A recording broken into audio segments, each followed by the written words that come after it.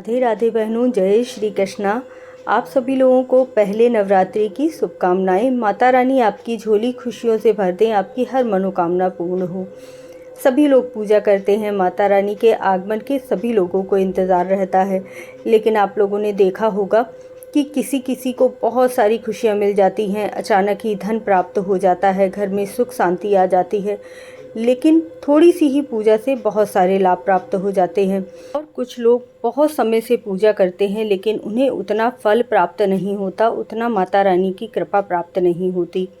बहुत छोटे छोटे से नियम होते हैं पूजा के, जो हमें ध्यान देने चाहिए और करने चाहिए। तभी माता रानी हमसे प्रसन्न होती हैं और हमारी मनोकामनाओं को पूर्ण करती हैं। माता रानी की चौकी लगाना, अखंड ज्योति जलाना, कलश स्थापना करना, सभी चीज़ें बहुत ही विशेष होती हैं। सभी में थोड़े थोड़े नियमों का ध्यान रखना चाहिए। और नवरात्रि में अखंड ज्योति का तो सबसे ज़्यादा महत्व है। तो आप अखंड ज्योति कलावा की भी जला सकते हैं और रुई की बाती की भी जला सकते हैं।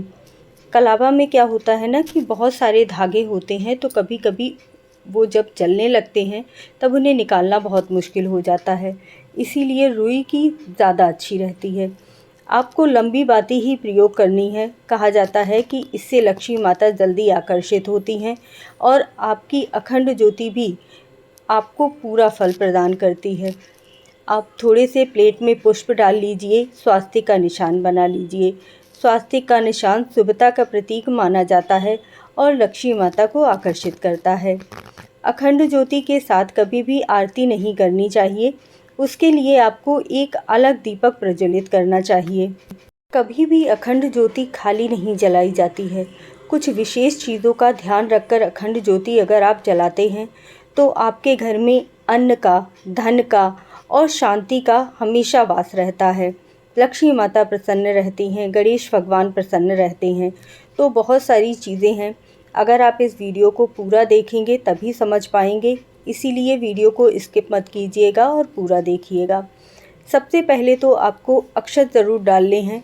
अक्षत खंडित नहीं होने चाहिए और आपको थोड़े से अक्षत या तो पहले दिन डाल लीजिएगा या फिर जिस दिन आपको ये वीडियो मिल जाए और आपको पता चले, आप उस दिन से भी शुरू कर सकते हैं। अगर आप अपनी अखंड ज्योति में कुमकुम डालते हैं तो आपके घर में शुभता आती है और आपका सौभाग्य अखंड रहता है। माता रानी को लौंग सबसे ज़्यादा प्रिय होती है, इसीलिए 2 लौंग का जोड़ा ज़रूर डालिएगा। लौंग देखिएगा फूल वाली होनी चाहिए, थोड़ी भी टूटी नहीं होनी चाहिए। इलायची से आपका बुध ग्रह बहुत अच्छा रहता है। आप जो भी बोलते हैं उससे आपका मान सम्मान बढ़ता है। आपके परिवार में, आपके प्रांत में आपकी इज्जत बढ़ती है। कपूर माता रानी को विशेष रूप से प्रिय होता है, इसीलिए एक दिन आपको कपूर ज़रूर डालना चाहिए। हल्दी शुभता का प्रतीक मानी जाती है। आपका भाग्य जो बिल्कुल सोया हुआ है, जिससे आपकी प्रगति रुकी हुई है, तो इसीलिए थोड़ी सी हल्दी आप डालकर अगर अपना अखंड दीपक जलाते हैं तो आपके जीवन में हमेशा ही प्रगति आती है। गुलाब की पत्तियां डालिए या फिर गुलाब का इत्र डालकर आपको अखंड दीपक ज़रूर जलाना चाहिए।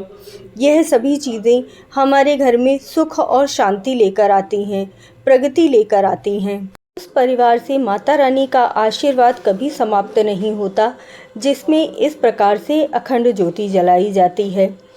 कमल गट्टा डालने से आपको अक्षत फल प्राप्त होता है और लक्ष्मी माता की कृपा प्राप्त होती है। दालचीनी का पाउडर आपको इस दिन ज़रूर ही अखंड ज्योति में डालना चाहिए। एक एक दिन करके आप प्रतिदिन भी अपनी अखंड ज्योति में यह चीज़ें डाल सकते हैं।